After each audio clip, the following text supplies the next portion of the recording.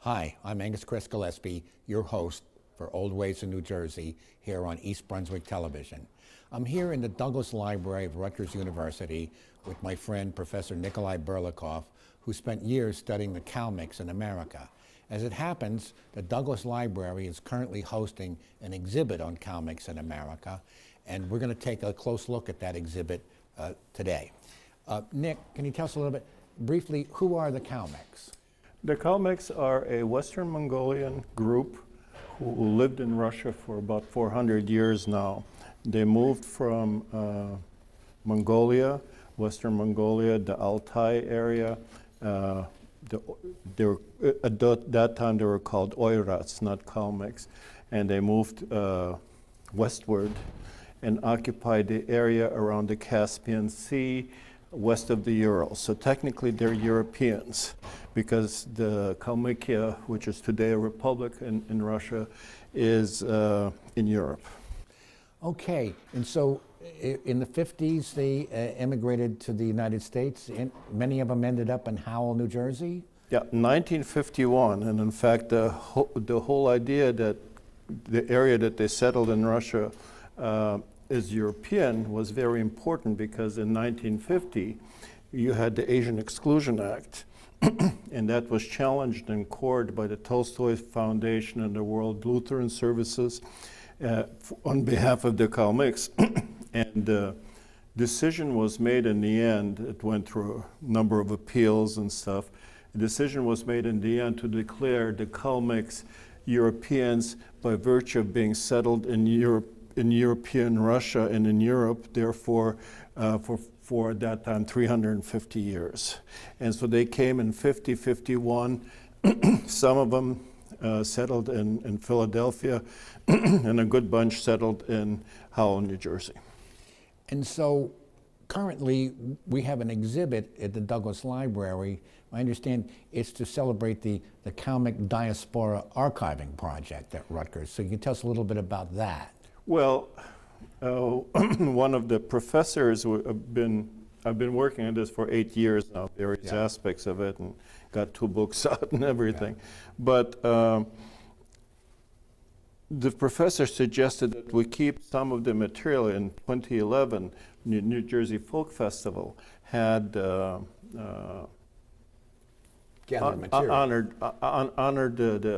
the Kalmyks as an ethnic group in New Jersey, and there is a whole bunch of material generated.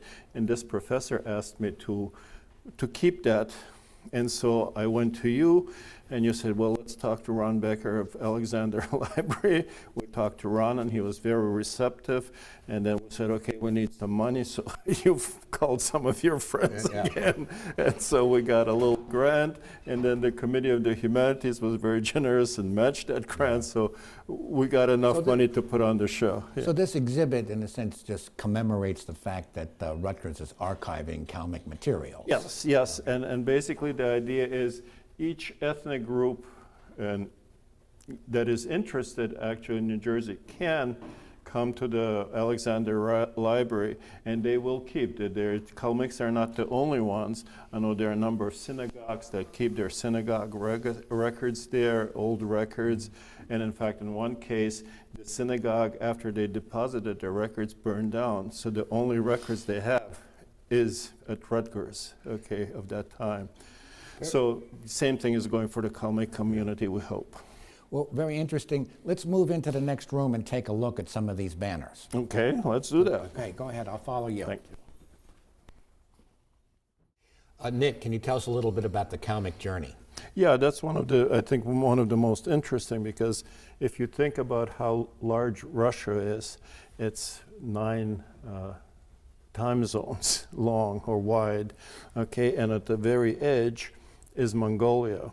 And so the Kalmyks went from Western Mongolia all the way to Russia. Then they emigrated after the revolution to Yugoslavia, most of them, and other Central European countries. Then after World War II to Germany, and then came to the United States. United States, some of them now live in San Francisco, California.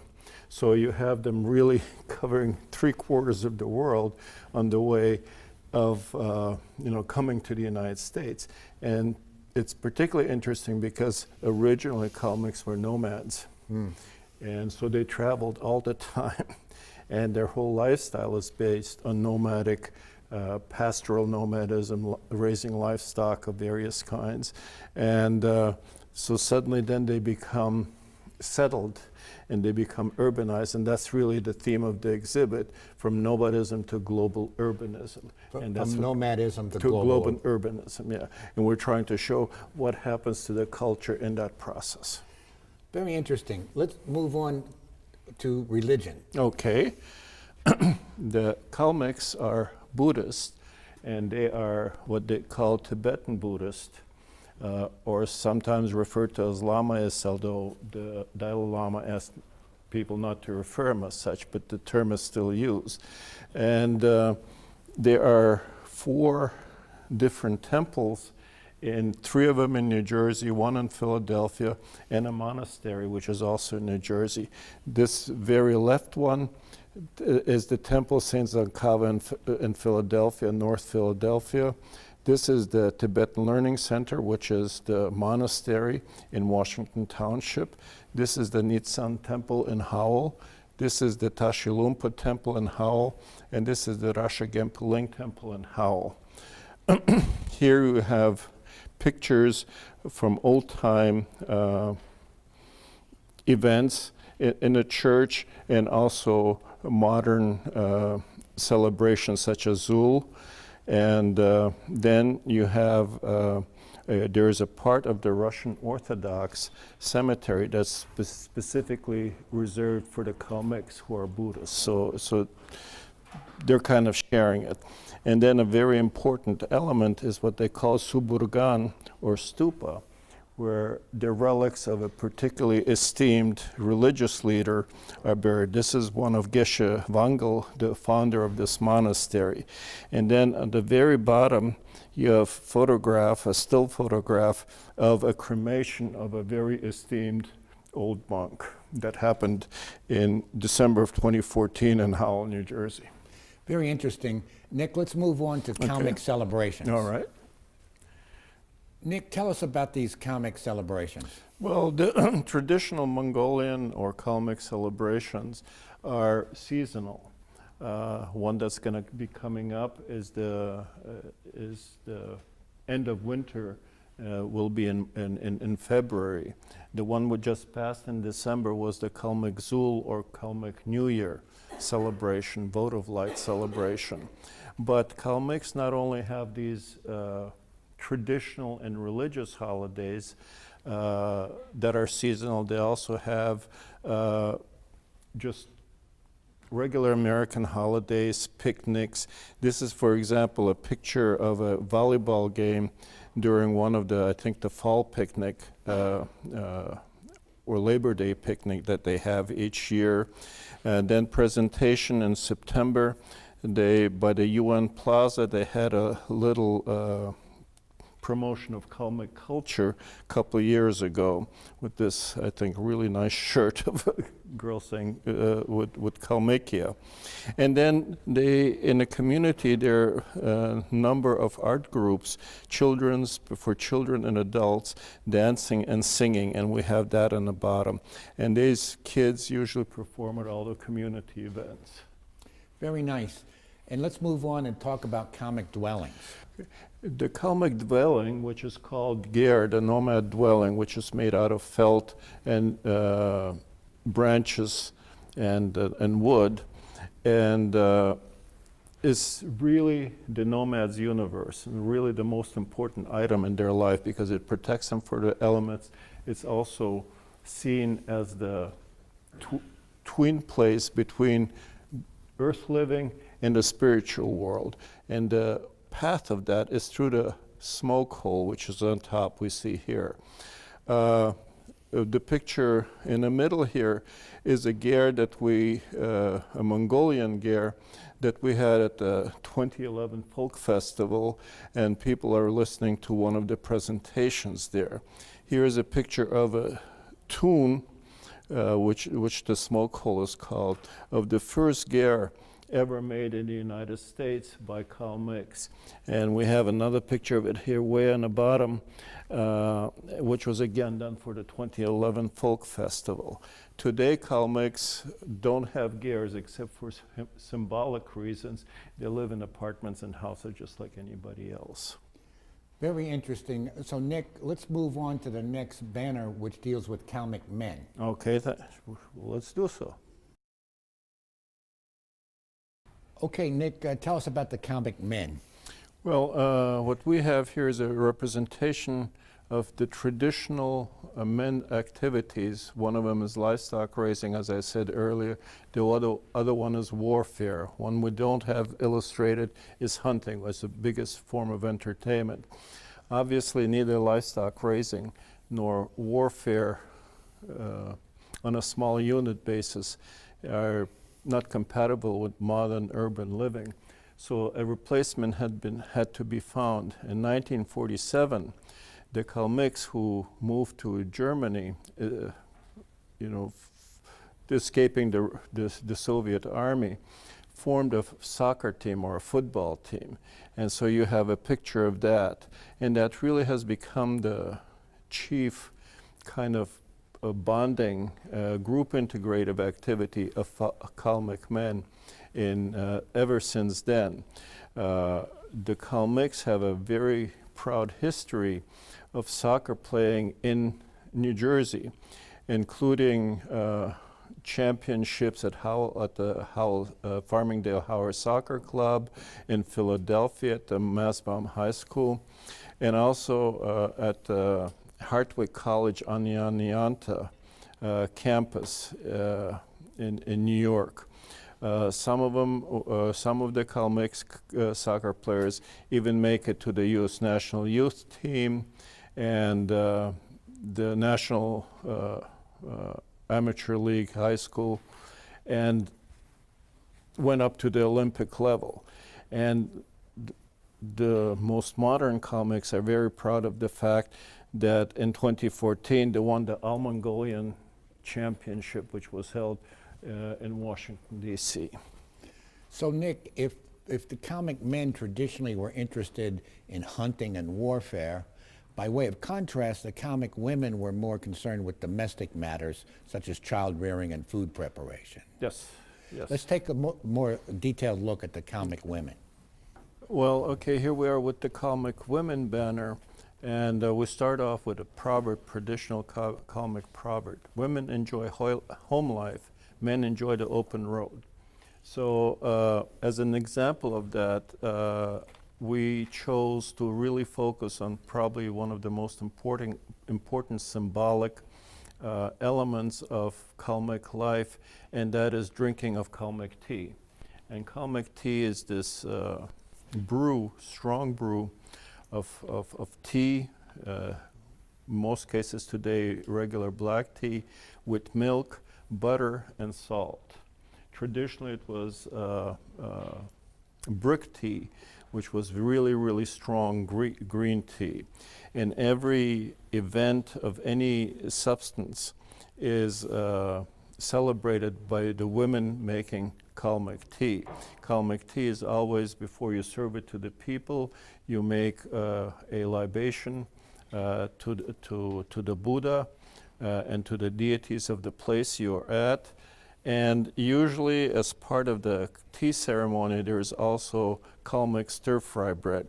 Each one of those, there are about 20 different shapes, and each shape has a specific symbolic significance. And the Kalmyks just absolutely love it. Well, we're now dealing with the Kalmyk language, and I think kind of an interesting paradox is most Americans have never heard of the Kalmyks, and yet many of us have actually been exposed to the Kalmyk language Nick, can you explain how that came about? Well, that's one of those little kind of trivia questions, tidbits, that Yeah. only somebody who's very deeply steeped into this stuff will come up with. But in Star Wars, the Ewoks speak a language based on Kalmyk. And in fact, some of the words are Kalmyk. So if you want to hear how Kalmyk sounds, just listen to the Ewoks on Star Wars. But tell us a little bit more about the language. The language is really the most important part of the maintenance of the ethnicity among the Kalmyks. Religion and language, I'd say, pretty equally important, perhaps. The Kalmyk language is one of the 50 of the most endangered languages in the world today, because there are only about 200,000 or 300,000 Kalmyks in the world, all over the world. And about 3,000 of them live in New York and New Jersey and New York area. Here we have a shot of the school for kids when they came in the 50s and 60s, and the attempt to maintain the language. One of the very interesting things about Kalmyk language is that it has a variety of scripts to express the language. So you have a traditional script, which is called Todobichig, or clear script, which was created in 1648. Here's an example of that. And then during the Soviet period of time, they initially tried a Latin lettering, a Latin script. And then they decided to go into Cyrillic lettering, script. One of the things that happens when you change script, you lose a whole generation of people being able to read that language. So with each change in script, you have fewer and fewer people in some ways who are able to read the language, which does not help for language to thrive and survive. This has been a very interesting presentation. Let's wrap up with a look at Kalmyk literature. Well, if you're going to talk about Kalmyk literature, you're really, the heart of Kalmyk literature is the heroic epic called Jangar. And last year, I believe, we had the 573rd anniversary of the beginning of the Jangar epic, and there was an event in Howell, New Jersey. This is a poster from that event. This is a very well, highly recognized Jangar singer, and who was singing the epic. And then you have our own, from Philadelphia, Tsandoria Armahanov, who performed at 2011 folk festival. So from, and based a lot on Jangar, in modern times, Kalmyks wrote some prose, but really the most important two genres of literature in Kalmykia are plays, playwriting, and poetry. And some wonderful poets who came up both in Kalmykia and in emigration, the diaspora literature. And we have representations of that in the books that we have available here at the exhibit. Well, Nick, I want to thank you for sharing your expertise with us this afternoon. A very interesting, very tiny group here in New Jersey. Thank you. They are a very interesting group and very hospitable, very nice people. So it was a joy both to work with the Kalmyks, and thank you for this opportunity. My pleasure.